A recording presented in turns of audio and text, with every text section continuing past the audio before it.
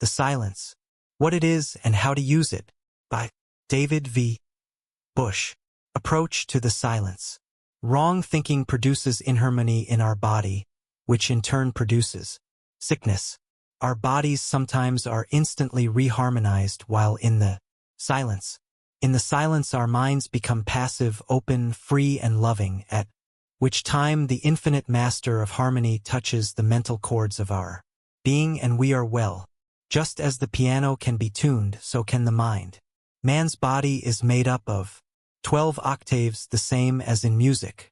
All matter is music.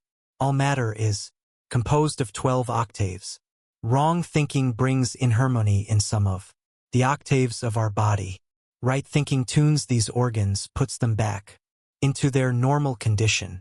Boys have their little steel magnets by which they pick up small pieces of steel, pins, and so forth. When overworked, these magnets no longer attract. Then the boys take their magnets, have them rubbed against strong magnets or remagnetized with an electric current, and their power is quickly restored. So with our bodies. Mind is the re-electrifier and reharmonizer of the octaves into all harmony. Right thinking, therefore, is the most important thing in life. As a man thinketh in his heart, so is he.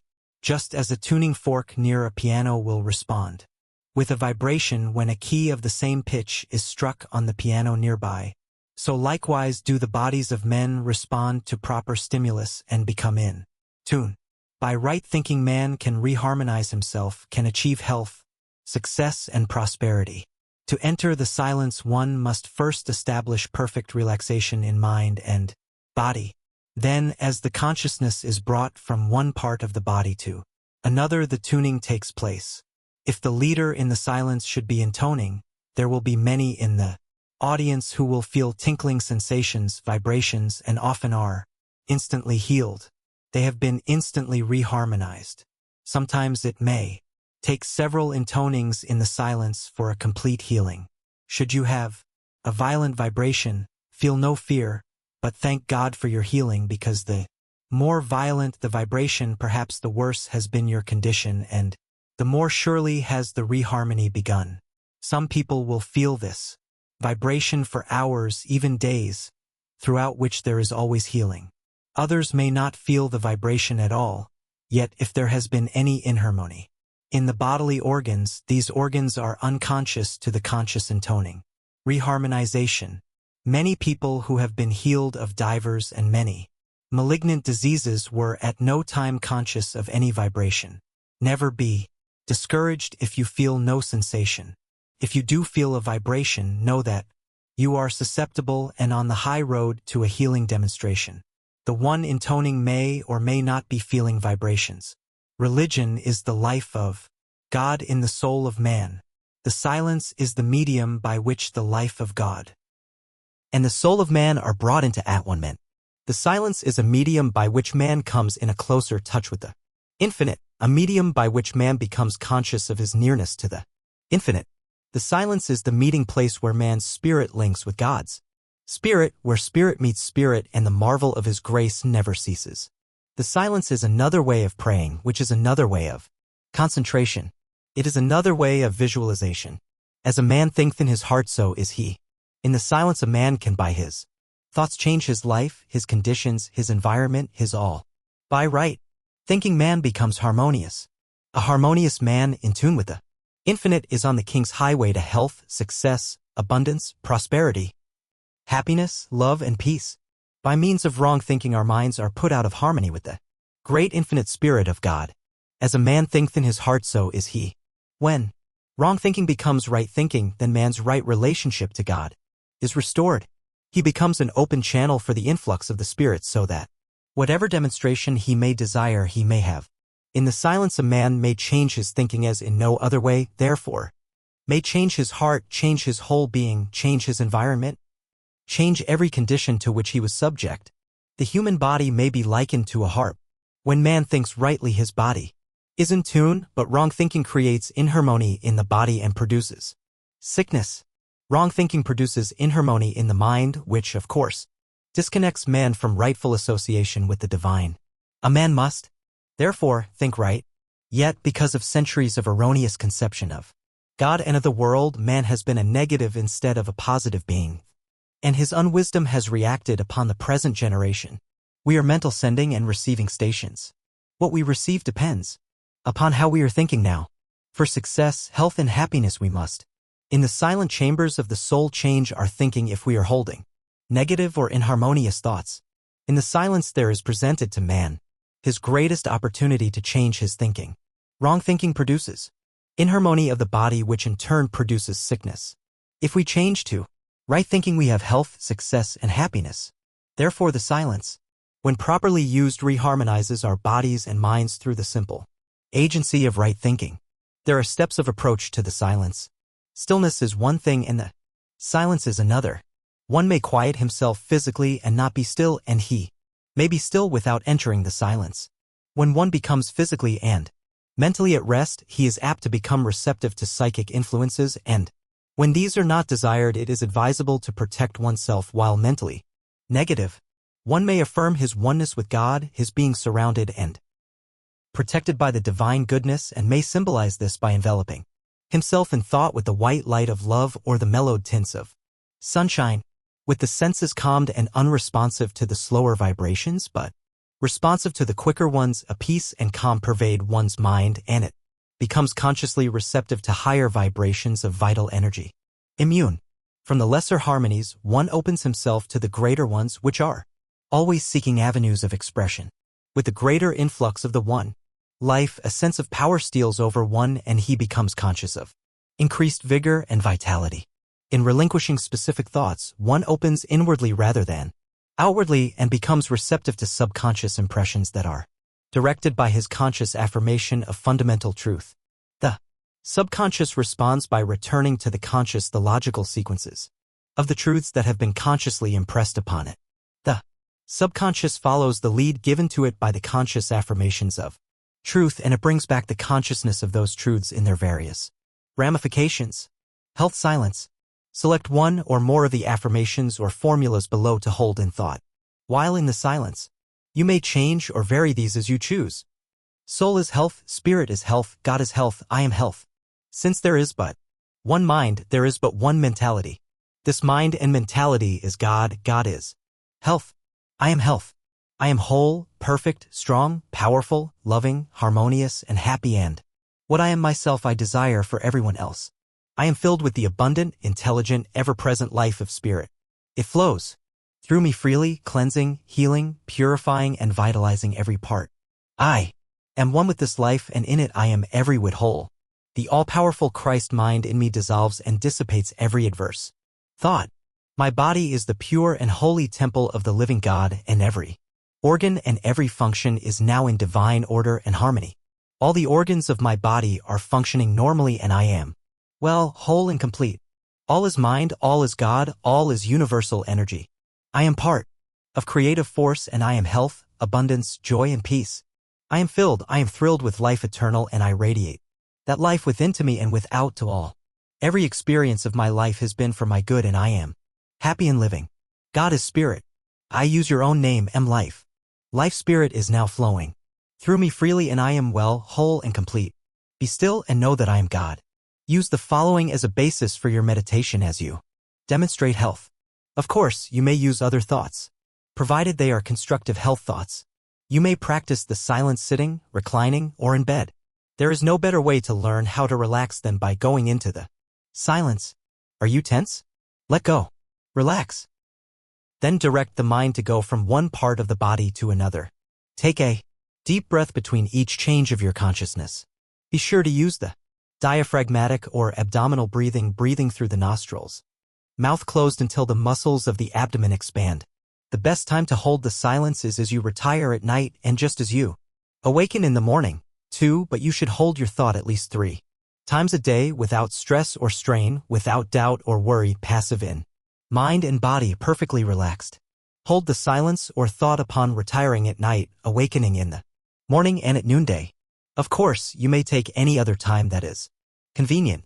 You may concentrate on the roadway, streetcar, home, or office, but it is well, if possible, to have one room for your silence. Most people in that way will build up stronger vibrations.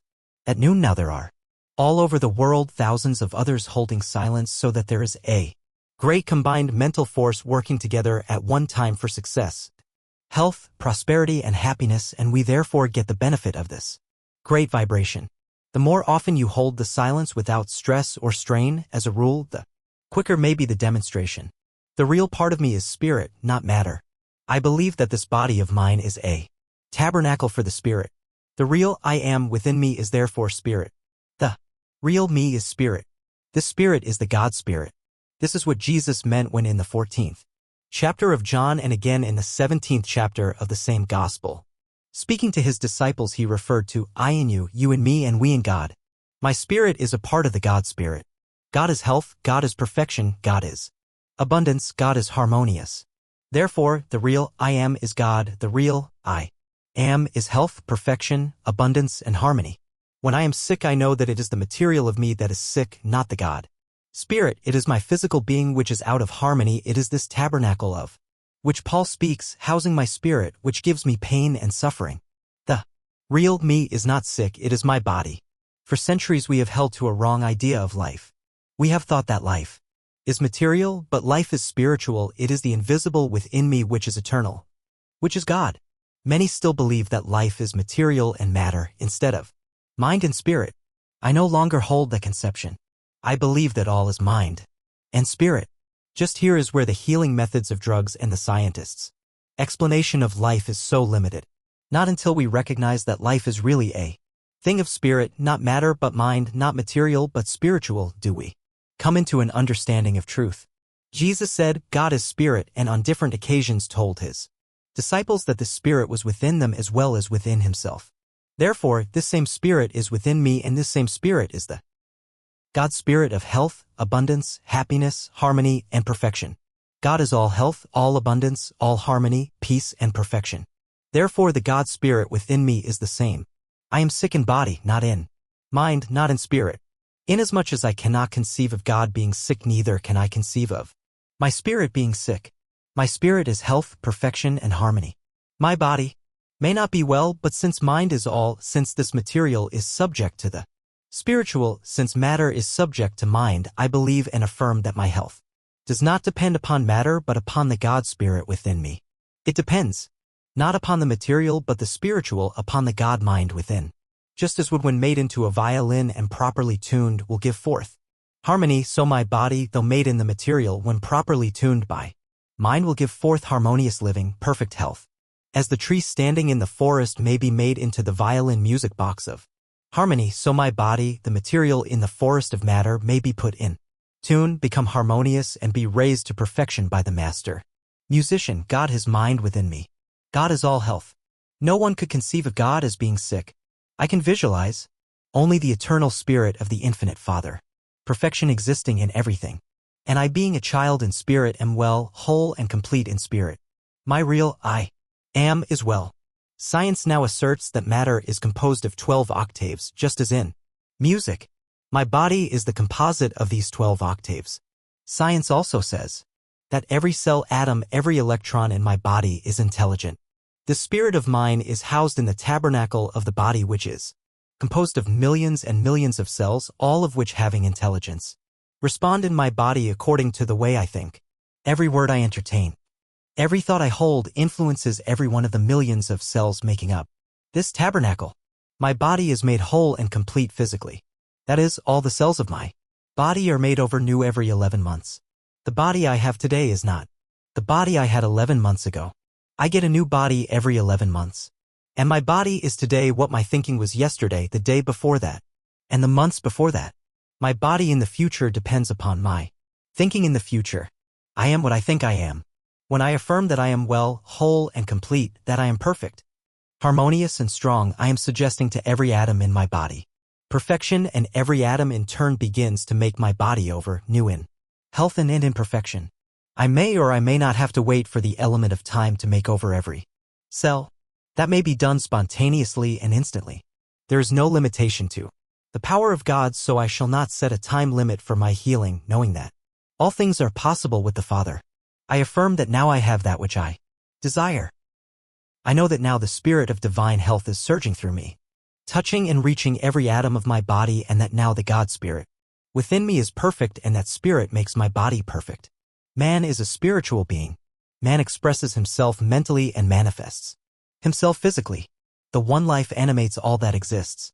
Harmony of existence depends upon the polarities of the three aspects of life. The mind is at ease when open to the inflow of the spirit.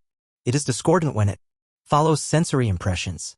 The body is healthy when responsive to the direction of the spiritualized mind. It becomes diseased when it accepts the physical as its guide. One achieves mental ease and physical health through his mental polarity. If open to the physical and closed to the spiritual, discord will prevail. If open to the spiritual and closed to the physical, he lives the one life in mental ease and physical health. I open my mind to the inflow of the spirit. I place my body under the control of my spiritualized mind. I feel the one life animate my mind and my body. I am a spiritual being. I am perfect health. Thought to hold in the silence for abundance. The universal abundant spirit supplies all my needs. There is no want or limitation in the law. If perchance there should appear to be lack of or need of abundance in our lives, it is because of wrong thinking, not because there is a lack of abundance. Therefore, we should enter the silence with the profound faith and conviction that the world is filled with plenty and that all our needs are most bountifully supplied. The mind should be saturated with the conviction that all life is filled with abundance, all space is overflowing with abundance, all living comes from an abundant source of supply. In a universe where this is true, there can be no want, no lack for you or yours, for me or mine. As you take your exercises this month, take the affirmation above. As you walk on the street to your office or place of business, continue this thought.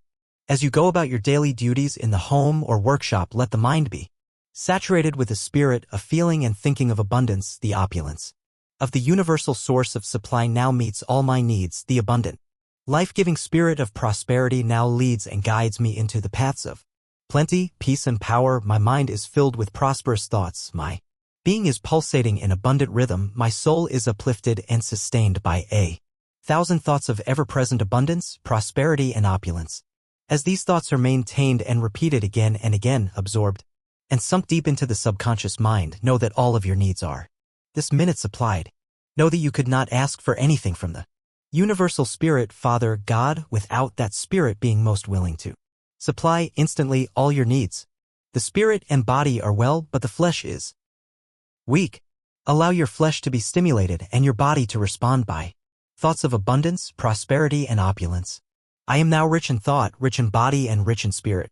I am now part of the abundant ever-present spirit of prosperity and opulence. All that I need is now mine, mine, mine. The universal abundant spirit supplies all my needs. Thought to hold in meditation in the silence for misfortunes, grief, mistakes, reverses, failure, sorrow, loss and disappointment. All is good. We are entering upon a new consciousness for the human race, a higher plane of mentality and a greater development of the spiritual life. In spirit, of course, there's no wrong, no sorrow, no grief, no misfortune, no losses, no reverses. In short, all is perfection. The age in which we are living has not yet developed this spiritual understanding. We are still of the earth, earthly, and we are still in that consciousness where the physical is affected by seeming misfortunes, reverses, sorrows, griefs, trouble, sickness, etc. We may be wise in not expecting that suddenly this generation of man will reach that spiritual plane where there will be no recognition of anything except good. We are a part of the infinite spirit ourselves, and, of course, in spirit, we are perfection. But this physical body of ours manifests imperfection from time to time because of our past training and past thinking, because of our own consciousness. In time, there is no doubt in my mind but that the spirit within will make a perfect body without. This perfection will be recognized in health and in peace of mind. It will be recognized so that there will be no such thing as misfortunes, sorrows, reverses, failures, griefs, disappointments, or losses being able to affect our mentality or our body. In this state of consciousness, as we are emerging from the chrysalis, material stage of man into the greater life, into the deeper spiritual understanding, we are subject to certain conditions not conducive to peace of mind without an effort. In other words, we recognize or feel the effects of losses, misfortunes, disappointments, sorrows, griefs, etc. We recognize now that The time is coming when the spirit will be so completely in control of matter, in the body, that we will not recognize any inharmony.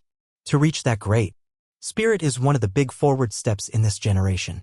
To reach that spiritual plane also means the right kind of thinking now. We plan today for tomorrow. This is true in every walk of life. We plan our home today and build it tomorrow. We make our merchandise today and market it tomorrow. We sow our seed today and we reap the harvest tomorrow. We build our career today, little by little, and we reach the outcome tomorrow. Therefore, our thinking today will change our tomorrow. The thinking of this generation will change the condition of tomorrow's generation. If tomorrow's generation is going to be free from the recognition of sorrows, misfortunes, griefs, fears, pain, losses, failures, reverses, inharmony, discord, etc., it depends upon our seed sowing. Our seed sowing today should be all is good. All is good in spirit. You can say that and be honest with yourself. All is perfection in spirit. All is good for us in spirit. All is good for our lives here. Spirit transcends matter. When we recognize, affirm, and continue to hold the constructive thought that all is good in spirit, we are changing our own mental attitude, our own bodies, all matter in general, getting ready for the greater realization of the spiritual manifestation in the next generation. Therefore, for your own good here today in success, prosperity, and happiness, as well as in health, peace, and harmony, begin to pronounce over everything in life, all is good. If you have any misunderstandings, all is good. If you have any losses, all is good. Any reverses, all is good. Any sorrow, all is good. Any inharmony, all is good. In everything at all that is out of perfection, you must recognize only the good. All is good. Sending your thought energy by repeating all is good and thinking all is good and living all is good, you will actually, in this day, overcome your difficulty and turn all of your mistakes, blunders, and misfortunes into stepping stones for your own success, health, and happiness. I enter the silence this month, this day, this hour, and this minute. My mind is obsessed and under control of the divine spirit. I recognize here and now only good. I see in my fellow men only perfection and good. I see in nature all around me only perfection and good. I see in every transaction of life only the perfect good. I see in every activity of my experience and in every form, color, and thought good. All is good for me now, today, and forever. God is spirit. Spirit is love. Love is perfection. God's spirit is harmonious. I am perfect. I am love, perfection, and harmonious. All is good. For harmony, peace, comfort, base your thought for the silence upon the following. You may add any constructive thought you choose. My subconscious mind, I desire and command you to have peace, harmony, and justice reign in the hearts of men everywhere. I realize that there can be no negative thinking for my destruction, downfall, or harm sent out by anyone else that can reach my consciousness or do me ill, unless I am afraid that such negative thinking will produce the evil effects others are planning. I know that thought is energy. This is scientifically demonstrated, and I realize that a constructive thought has much more energy than a destructive thought. I know because it has been conclusively proven that constructive thinking will blast away every negative thought current sent out by one person or by 1,000. Therefore, if there should be any inharmonious thoughts anywhere in the world, any discordant thought current by those who seek my downfall, or block my progress, or by those who would endeavor to hurt my reputation, I know that by holding a harmonious attitude of peace, love, joy, and success for everyone, including those who would do me wrong, that such constructive thought currents will blast away all of the discordant and inharmonious mental currents of evil so that they will not even reach my conscious mind. I also realize when I hold my silent thought, my subconscious mind, I desire and command you to have peace and harmony and justice reign, that I am sending out the energy of construction which is bound to turn all of the efforts for my embarrassment and destruction into a higher current for my greater achievement. Therefore, I send out blessings and thanksgiving to the very ones who would work my downfall. I charge my subconscious mind to let peace, harmony, and justice reign so that all things will work together for the good, for me and for those who are thinking evil. If I should think it hard to send out blessings to my enemies, I remember the affirmation of the greatest teacher of all ages who said, "Forgive until 70 times 7. I remember that when he himself was reviled not in turn. I remember that when his merciless enemies had nailed him to the cross, had apparently crushed his fondest ambition, had scorned and reviled the kingdom of which he had spoken, and had tortured him as he hung on the cross, he uttered the immortal, lovable, constructive words, which have rung throughout the centuries, and will continue to bless all mankind throughout eternity. Father, forgive them, for they know not what they do. So those who would try to block my way, curb my progress, or put thorns in my crown are doing so, not knowing what they are doing. Whatsoever a man soweth, that shall he also reap. Instead of hurting me, they are sowing weed seeds, which shall bring forth a harvest of weeds and tares in their own lives and not in mine. I therefore do not wish them harm, nor think that they should feel the reaction. I do not have to concern myself about the negative people in the world, for the law takes care of them. I shall always think constructive thoughts, harmonious thoughts, and loving thoughts. My subconscious mind, I desire and command you to have peace, harmony, and justice reign, and know that all things are now working together for the good of my would-be enemies and for myself. I relax, here pause and wait. Take time for meditation, here pause and rest. Relaxed, and I become happy in the silence, holding my thought of peace, harmony, and justice reigning in the hearts of men everywhere, and, as I relax and wait, I feel my vibrations rise. I am resting at ease in faith. Pause. I am perfectly calm and contented. Pause. I am sending out love, peace, and harmonious thoughts, and, as they go, love, peace, and harmony will come to me. These are now returning. They enter my being and uplift my soul. I am, therefore, sending out a strong current of spiritual blessings with such a spirit of helpfulness that I am getting back the same which I send out. My harvest shall be peace, love, joy, harmony, justice, and contentment, because I am sowing the seed of love, peace, harmony, joy, contentment, and justice into the great subconscious soil of the universe. My subconscious mind, I desire and command you to have peace, harmony, and justice reign everywhere throughout the world. I wait. I rest. I am relaxed. I am at ease and filled with the spirit of harmony. I wait. I listen for the spirit within. I feel and hear the voice of infinite love sending back into my consciousness these thoughts which I send out. I know that my every constructive thought blasts away 1,000 destructive ones.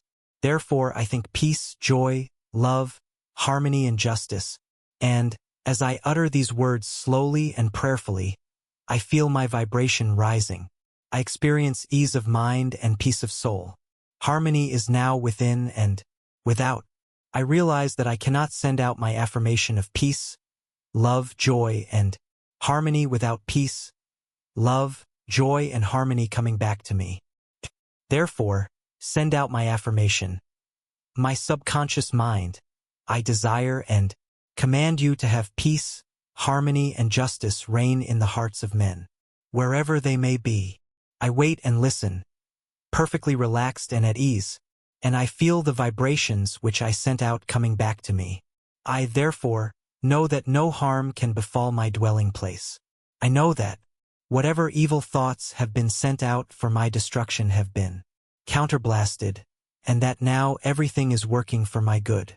As I recognize and realize that all things work together for my good, I am sending out love thoughts that all things are working together for the good of those who would do me wrong. They know not what they do. They alone will have to reap the harvest of the weeds they are sowing. My wish for them is that they may learn their lesson easily and early. My blessings I send out to them. Again I wait. Again I listen. Again I am at ease, happy, and at rest. Love and blessings, peace and harmony, I send out. Love and blessings, peace and harmony, come back.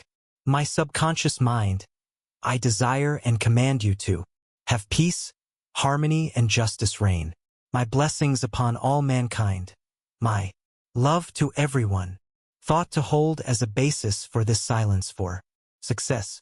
I have faith and conviction in my ultimate success. I believe the scripture, "My ways are not your ways, saith the Lord, neither are my thoughts your thoughts, for as the heavens are higher than the earth, so are my thoughts higher than your thoughts." I understand by this scripture that the thoughts of the infinite God are far above the understanding of finite me, that God's ways are higher than my ways.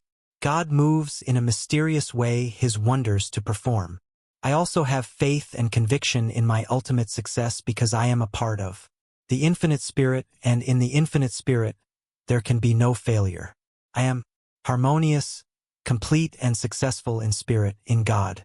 I may not see my success today, or I may feel as though I have accomplished little, but I know that all my efforts and energies in the past, present, and future are working together for my good.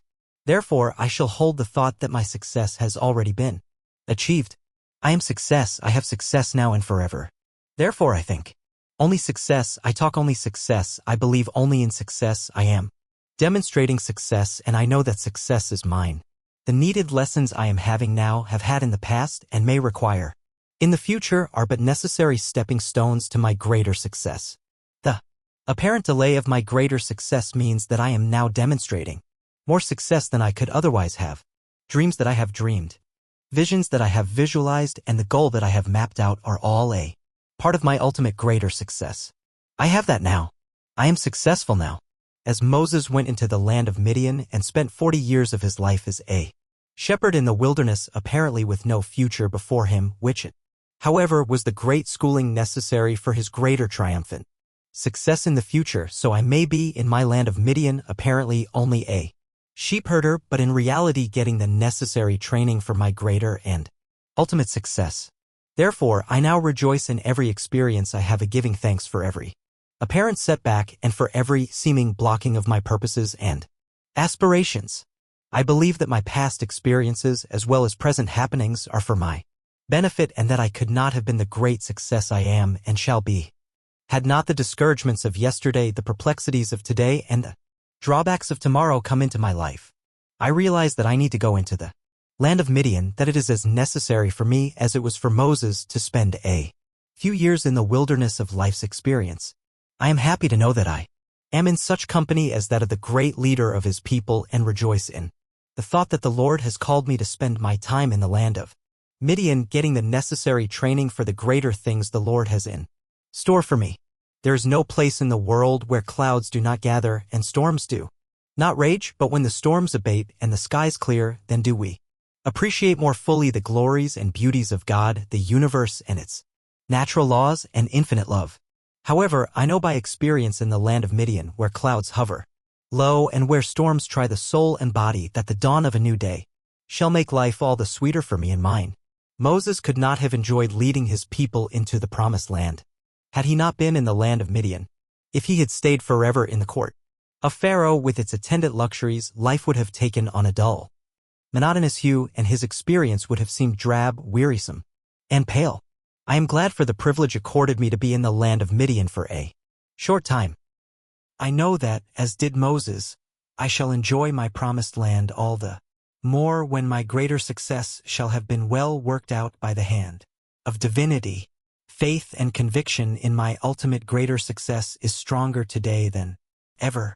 I hold such a strong thought and such a deep and courageous faith in the workings of God's plan, that I know I now have that which has been intended for me, and nothing can take from me that which the Lord hath prepared for my success, health, and happiness. I know, too, that I shall learn daily to enjoy, appreciate, and make better use of the success I now possess, that I shall unfold day by day into greater opportunities for more influence, power, friendship, charity, love, comradeship, and service. I know that my present success is but a part of the greater success which the Lord has waiting for me just around the corner. Therefore, I shall offer up prayers of thanksgiving and gratitude. I shall work harder, being more particular in the preparation for my greater work than I have been in the past, never doubting but that every moment spent in this greater preparation will bring added interests and a greater success in the future, even as Moses did not doubt the wisdom of the Lord for a greater future. When in the land of Midian for 40 years, so shall I not doubt his ways. Today, I claim with a joyful heart and an attitude of thanksgiving that my life could not have been as great in the future had I been denied my present experience. I know that greater things are in store for me, because God's thoughts are greater than my thoughts, because he is giving me that training now in my land of Midian which I most need. I trust the guiding Spirit of infinite love to lead me, at the right time, into my life's promised land. The success today in my land of Midian is attracting unto me the greater influence and power in my court of Pharaoh, and in my leadership as I lead others into that promised land which the Lord has prepared for me and mine. I smile, I sing, I rejoice and offer thanksgiving and gratitude for my success now and forever. Surely I believe more and more. My thoughts are not your thoughts, neither are my ways your ways, saith the Lord. And all things are now working together for my good. Therefore I have faith and conviction in my ultimate success, in my greater success, in my greatest success, abundance. There is abundance in the world for me given by the bountiful hand of omnipotence. I gratefully claim and accept all the supply for my needs. The old idea of Orthodox prayer was that of supplication and begging. I have spent a whole night at a time begging for a few pennies and supplicating for the salvation of others. What waste of energy! Each time that we send up such a weak supplication as the attitude of a beggar with the timid, frightful thoughts that only a beggar's mind can have, this condition of mind circuits the power to bring into our lives the very things we most desire. When the beggar extends his hand for a copper, he knows that not everyone who passes is going to give him a coin. He therefore solicits more or less mechanically with a mind not positive or sure. His hand is extended in timidity and weakness. Now and then he gets a coin from a sympathetic passerby. The same principle holds true for the man who prays in the old Orthodox fashion. He utters his petitions with doubts and misgivings, with timidity and wonderings. Some of his prayers are answered just as the occasional coin is cast to the beggar, but most of the Orthodox prayers sent up in the fashion of begging and supplicating are never answered. Of necessity they cannot be, because the concentration is filled with fear and trembling. Only by positive and courageous thinking do we attract to ourselves the answers to our prayers. When we are permeated with the spirit of doubt, our petitions are cross-circuited. Therefore, in making your affirmation this time, rest assured that the abundant spirit of the universal supply has everything you need and has it now. You have only to put your mind in a condition to receive. You do not have to beg the sun for its rays, nor God for his love. It is there, for the taking. Many of us keep the sunshine of abundance out of our lives by pulling down the curtain of doubt, just as we may go into a room, pull down a shade and keep out the sun. James Russell Lowell, 75, years ago told us the same story in The Vision of Sir Launfal when he said that heaven is given away and God may be had for the asking.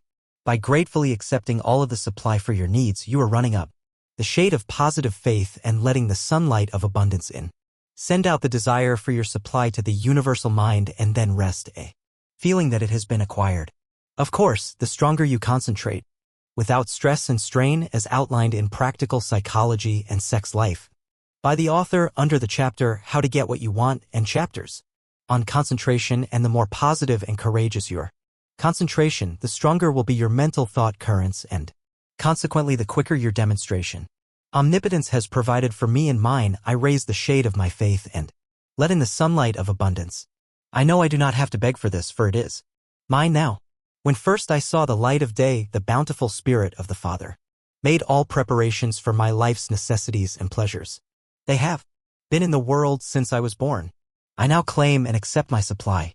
From now on the Spirit goes before me, making easy and prosperous all my ways, and I have abundance for every need.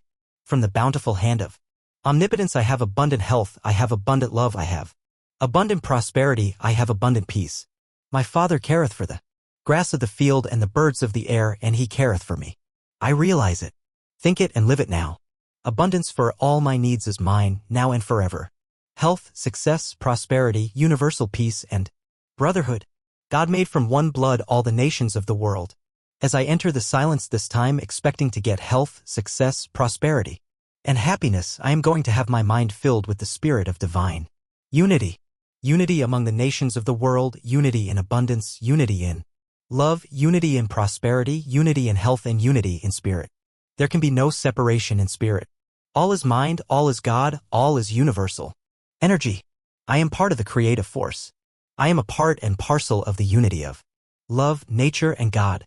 Therefore, where God is, I recognize a completeness. And I, being a part of God, a part of the Spirit, a part of the power with Him, am, therefore, at one with God and all thought. I am therefore at one with God and all spirit. Nothing can separate me from the love of God but my own mental attitude. Nothing can separate me from abundance, happiness, success, prosperity, and love but my own wrong thinking.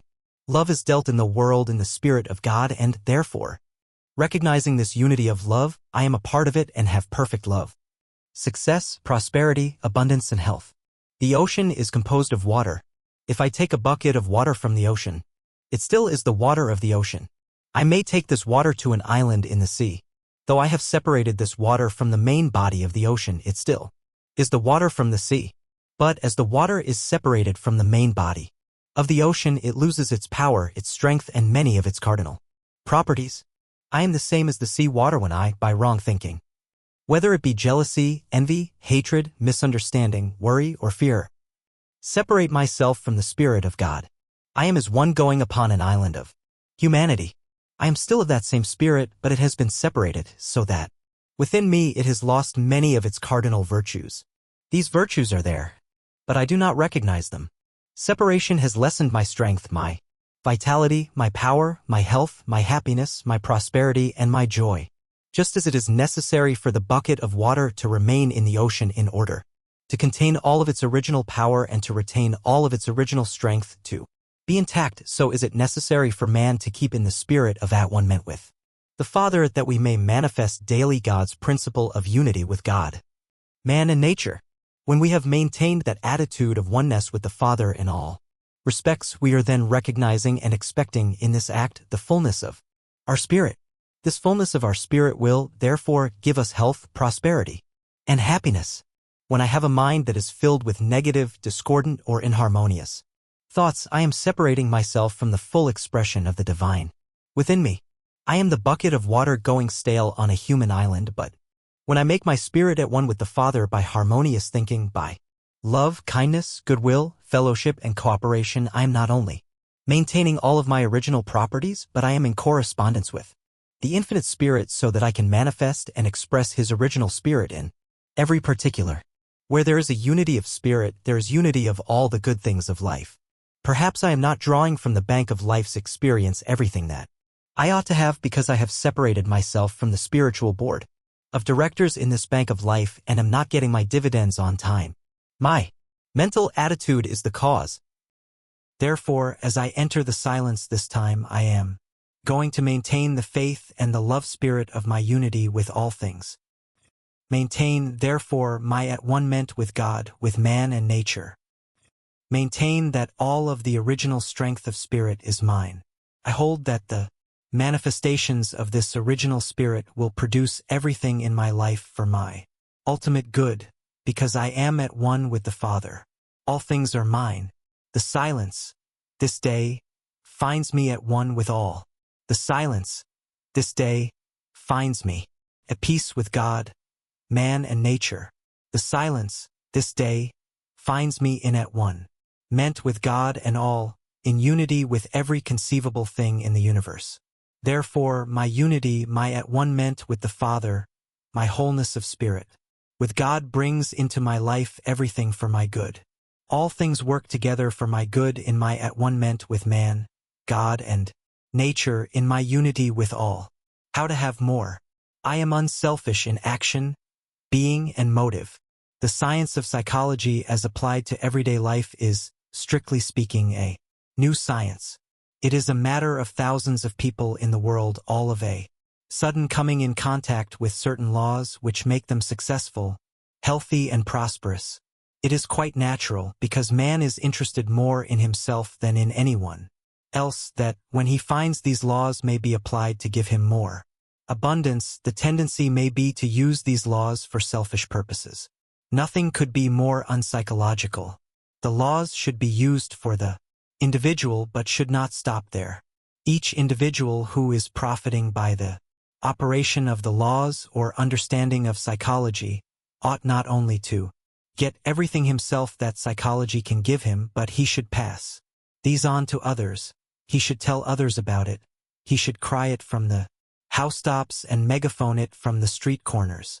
He should not want to get everything himself, but wish the same that he has to everyone else. By doing this, the law will rebound, and instead of having less, he will have still more than he would have were he thinking about the laws for himself alone. The human race is made up of a whole lot of selfishness, and the man or the woman who hopes to get the most out of life and out of psychology must learn at the very beginning of his or her understanding of the laws.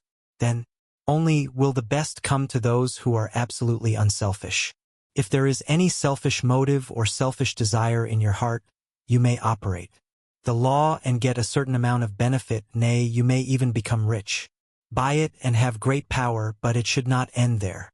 Your riches are for the use of others as well as for yourselves, and the real psychologist, in getting his riches, will pass on to others that which he has.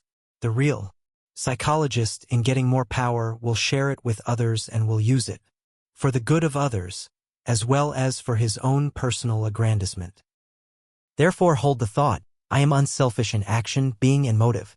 Many a person never will get the demonstrations he wants because the channel of abundance and prosperity, happiness and joy is clogged up with his own selfish attitude. The selfish person who does operate the laws does so by overbalancing his selfishness with some other great virtue. But when he is extremely selfish, he may never have demonstrations as he wants. He may not have enough other virtues to outweigh his selfishness. He may live for years and know what the laws are and yet lack this one little thing, unselfishness in operating the laws for his own abundance, prosperity, or happiness. If you are not having the demonstrations you want, it is because there is a kink in the mind somewhere. The kink may be selfishness, or it may be pride, haughtiness, duplicity, dishonesty, hatred, envy, or jealousy. This time we are going to hold the thought, I am unselfish in action, being, and motive, and each time we go into the silence, this unselfish spirit shall be the guiding star of our thoughts. It will be the personal touch with the infinite spirit itself. The beginning of life's happiness as well as the end thereof is the spirit of unselfishness. I am unselfish in action, being, and motive. All things are in divine order. Divine harmony and peace actuate every thought and action of my being. I realize that all things are in divine order for me and mine. There can be no disturbance in the world without or the world within my being, but that is in perfect harmony with the infinite. The circumstances outside of my life are all for my good. My environment, where I am now, and the conditions in which I am living, I make harmonize for me by my attitude of mind. I think only peace, I breathe only love, I speak only harmony. My conditions and my environment, although outwardly inharmonious to my likes and tendencies, are changed by the alchemy of my thinking into a perfect symphony of happiness for me now. Divine harmony and peace actuate every thought and action of my being. This thought is energy, this thought is life, this thought is power. The energy, life, and power of this thought weaves all of my diversified life's experiences into a divine pattern of perfection for me. There can be no trouble, disappointments, sorrow, reverses, loss, or discord, but that shall be changed for my good when I think spirit and live the affirmation of today. Namely, divine harmony and peace actuate every thought and action of my being. All things are in divine order. The spirit of divinity prompts my thinking.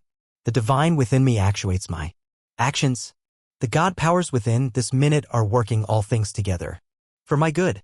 There can be no danger come nigh my dwelling, for my body is the temple of the living God. Therefore, the God spirit within me protects me from all harm, inspires me to high ideals, lifts me to heights of righteousness, and fills my soul with love. Love for my circumstances, love for my present conditions, love for my environment, love for everyone in the world, love for all of the creation of God. Therefore I have no enemies, for I love all. I recognize no misfortunes, for The love energy within turns all misfortunes and sorrows into stepping stones for my greater advancement and achievement. The God energy within transforms all inharmonious conditions without into a perfect harmony within. The kingdom of God now reigns within me, and I am at ease, at peace, and at one with all nature and God. The harmony, therefore, within me in nature and in God gives me perfect peace within and perfect peace without. Divine thought and energy, love and blessing actuate every action of my being. Where divine love reigns, there can be no trouble, no discord, no inharmony, no lack, no limitation, no sorrow, no grief, no sickness, no failure.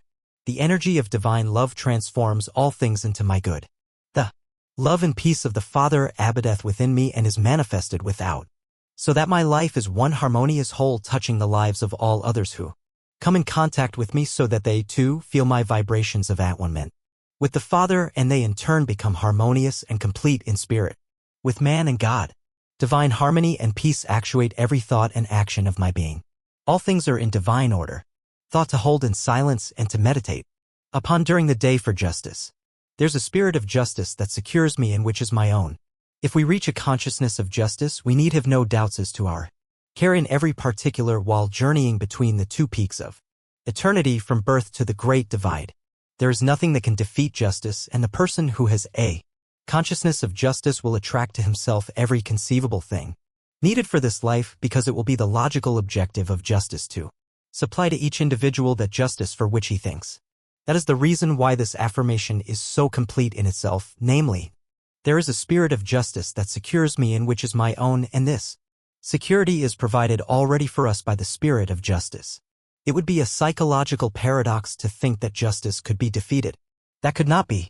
Perhaps it appears to you that your own has not yet been secured to you, but remember that life is fleeting, that a year is as a tale that is told, and that a decade is but as ships that pass in the night, when the years have vanished in the distance.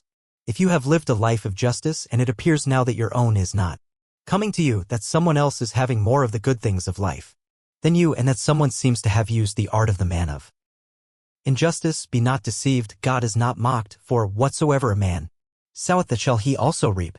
If you have sowed equity and justice in the days that are gone, be sure that the same equity and justice will be secured to you.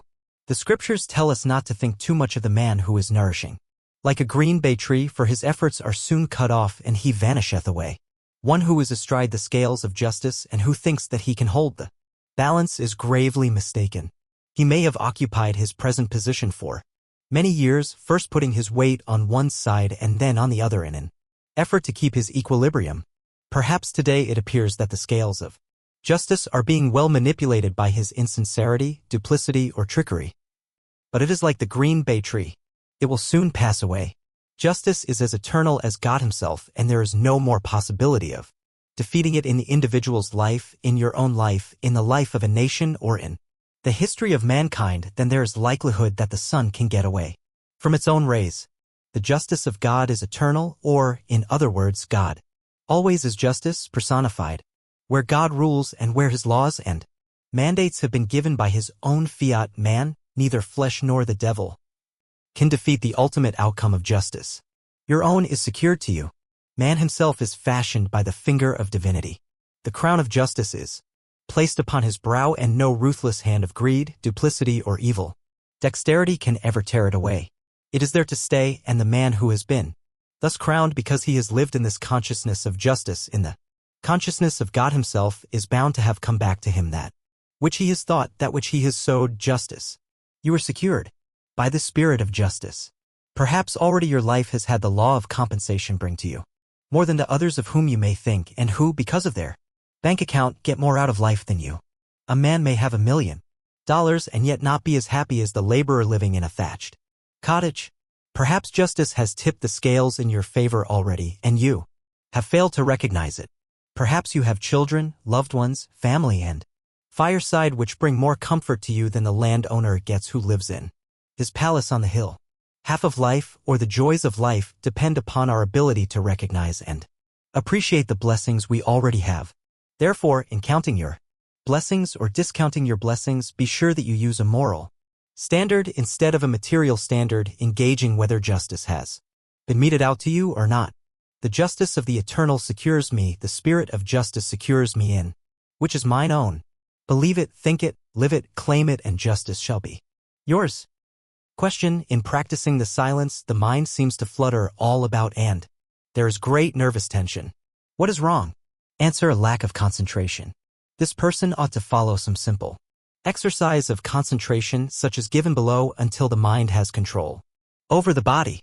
By practicing a few of the simple exercises given below, 15 minutes a day, and then taking the silence a few hours after these exercises have been practiced, the mind will begin to be under control.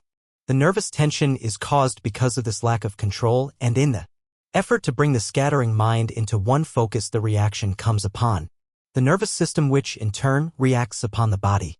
Practice and exercises for lack of concentration follow. Exercises by thus Parker Boyd. 1. Select some part of the body, a foot or hand, with the idea of heat. While holding the mind in this attitude, breathe deeply and steadily, and in. From 1 to 4 minutes, you will feel the warm glow coming to the foot.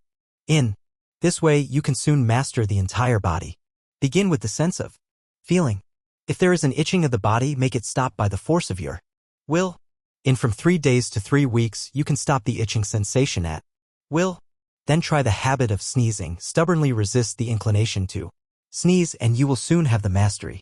Now try your will on coughing. When the tickling sensation comes, stop it by the exercise of your will. You can soon master it. Next, try it on pain. When you feel a pain in the body, instead of rubbing on liniment, rub in a little willpower. Soon it will ease your pain as if by magic. With the fingers of one hand, rub the skin on the back of the other hand, stroking toward the elbow, and will that all feeling shall disappear. In from 1 to 3 minutes, take a needle and you can stick it through the skin on the back of the hand without pain. You may have to try it a dozen times, but persistence will bring success. Having mastered the sense of feeling, take up that of hearing. 2. It may seem impossible at first thought, but you have seen people so absorbed in what they were reading or thinking that they heard nothing. Although you address them directly, they are simply abstracted from all else and are thinking of one thing to the exclusion of everything else.